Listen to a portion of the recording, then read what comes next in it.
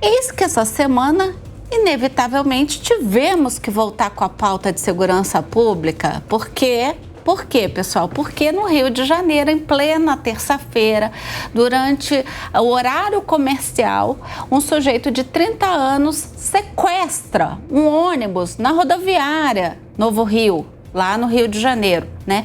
Foram 16 reféns.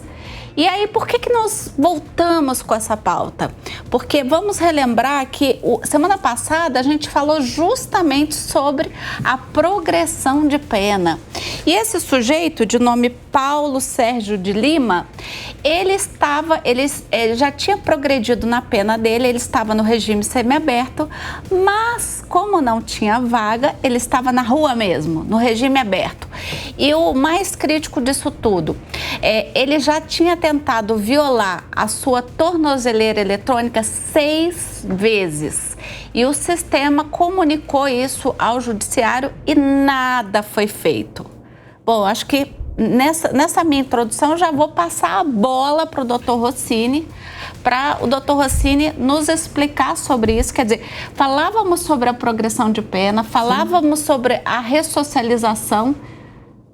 E eu me lembro muito bem desse programa. Quem não assistiu, corre lá no Panflix ou no YouTube. Nós falávamos justamente, vocês dois foram muito enfáticos de dizer o seguinte: tem criminoso que não adianta, ele não vai se ressocializar, ele vai reincidir, ele nasceu para o crime. Por mais duro que seja a gente ouvir isso, às vezes cruel também, né? Mas tá aí um caso, esse sujeito estava no semiaberto desde 2022 e simplesmente foi lá e sequestrou um ônibus, sabe lá por quais motivos, e já tinha também violado a própria tornozeleira. Professor, já passo a bola para o senhor. Primeiro, obrigado, né, aos colegas aqui de mesa. Pois é, o assunto ele não se esgota. Com todo respeito, por mais programas que nós façamos, o assunto não se esgota, porque é o nosso cotidiano. Sim. E isso afeta a vida das pessoas. E afetando a vida das pessoas, naturalmente, é pauta. Portanto, vou tentar retomar a questão da progressão de regime. Nós dissemos aqui, nos 2 últimos programas, que o sistema progressivo que o Brasil adotou em 1984, há 40 anos, ele é falido. Ele é falido porque ele exige uma série de requisitos que a legislação, que o executivo, enfim, que o poder público não consegue dar conta. Na época já se falava que era uma lei para a Suíça, para a Suécia. E não mudou, porque, sabe, o sistema progressivo, para quem não sabe, é do regime fechado para o semiaberto e do semiaberto para o aberto. O regime fechado penitenciário, depois unidades prisionais para semiaberto adequadas a trabalho, etc. E o aberto, casa de albergado. Não tem mais uma casa de albergado no Brasil. Então, o que aconteceu na prática? O sujeito é condenado ao regime fechado por roubo, nesse caso ele é reincidente, né? Reincidiu, e por crime, o modus operandi praticamente o mesmo, ônibus, né? Porque no passado também teria sido a mesma coisa. A mesma coisa. Ele foi condenado a uma pena em regime fechado, uma pena alta, cumpriu 2 anos, né? E progrediu de regime para o semiaberto. Como não há unidades, não há vagas no semiaberto, e não é só no Rio de Janeiro, é no país todo, né? A jurisprudência, as decisões permitem que a pessoa vá para a rua. Só que com a tornozeleira eletrônica. Ele quebrou por 6 vezes as regras da tornozeleira. A Secretaria de Assuntos Penitenciários local, ela acionou a vara de execuções, no seu nome, porque em vários lugares tem denominações diferentes, mas o juízo das execuções foi comunicado e não regrediu, porque o sistema progressivo, ele é um ir e vir. Se houver falta grave, né, prevista na lei de execução penal, o condenado tem que voltar para o regime mais grave. E o juízo, a vara, ela não tomou as providências. E aí a gente retoma a discussão, né? Primeiro, o sistema progressivo podia ser substituído, e nós falamos aqui muito, pelo livramento condicional. E que o judiciário ele seja acionado só em exceções, em violações. É isso que acontece no mundo todo. Não pode ser regra. O preso não pode esperar que o juiz vá, no tempo dele, progredir. Porque, veja, esse caso, ele retrata exatamente o que nós dissemos aqui. A Secretaria de Assuntos percebeu. Se a decisão fosse administrativa, ela tomaria, se a legislação permitisse, ela, como em qualquer outro país, o Poder Executivo que cuida dos seus presos. Não depende do Judiciário. E se houvesse alguma ilegalidade, aí sim o Judiciário é. Porque o Judiciário, ele é inerte, ele tem que ser provocado. E o triste disso tudo, mais triste, é que esse período que ele ficou na rua vai ser considerado tempo de pena cumprida. O tempo que ele ficou na rua... De 2022 até agora, que ele... 2 anos, ele cumpriu em semiaberto, está cumprido. Esse tempo não perde, esse tempo é considerado execução de pena. Pena cumprida. Ou seja, a conta para a nova progressão vai ter que abater esses 4 anos. Esses 2, no caso, né? Não, porque ele já tinha cumprido 2. Do seja, fechado. Você soma, ou seja, mesmo que ele, a não ser que ele seja condenado, muito provavelmente vai ser condenado a uma pena agora maior, não é? Porque esses fatos estão, né?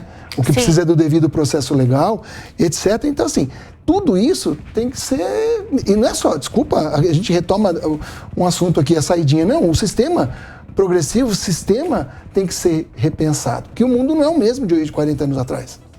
É isso.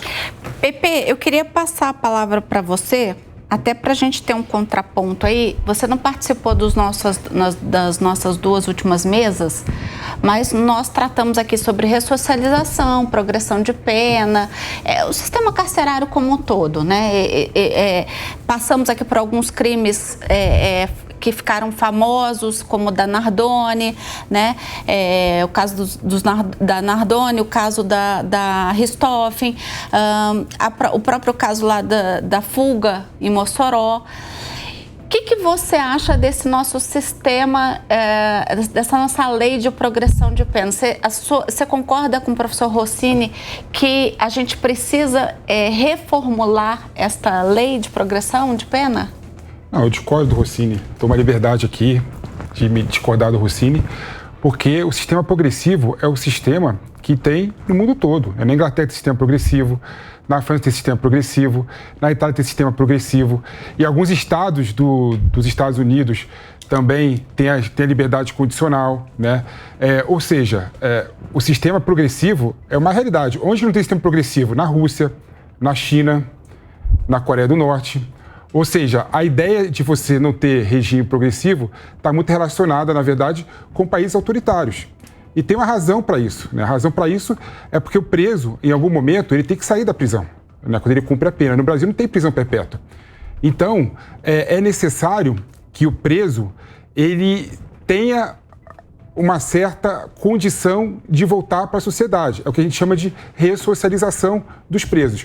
O problema no Brasil, aí eu volto a falar, o problema é que realmente o regime é falido. Realmente as nossas penitenciárias, né, são fábricas de fazer pessoas piores. Uma pessoa furta celular e é preso, ela sai do presídio líder de facção criminosa. Ou seja, o nosso sistema penitenciário, ele não consegue ressocializar o preso.